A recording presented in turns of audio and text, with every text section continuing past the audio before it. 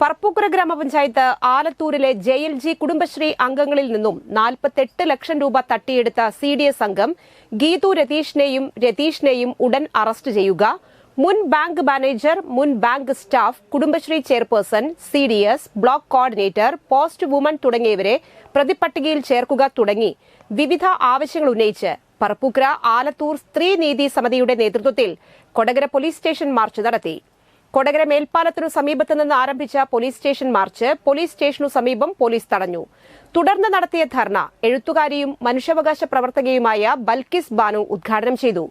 സ്ത്രീനീതി സമരസമിതി ചെയർമാൻ സുമാ സുധീർ കുമാർ അധ്യക്ഷത വഹിച്ചു. അഡ്വക്കേറ്റ് സി കെ രാധാകൃഷ്ണൻ ആമുഖ പ്രഭാഷണം നടത്തി. സ്ത്രീനീതി സമരസമിതി കൺവീനർ പ്രീത രാജൻ തുടങ്ങിയവർ സംസാരിച്ചു.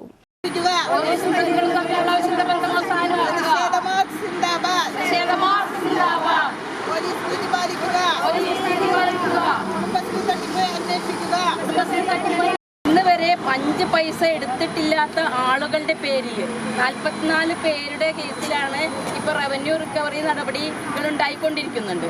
അതിൽ കുറേ പേരുടെ ഇപ്പോൾ വന്നു കഴിഞ്ഞു. ഇതിൽ ഏറ്റവും ഒരു കുറ്റം ചെയ്തിട്ടുള്ള ഒരാളെന്ന് പറയാവുന്നത് അതുപോലെ തന്നെ ഈ പോസ്റ്റ് വുമൺ.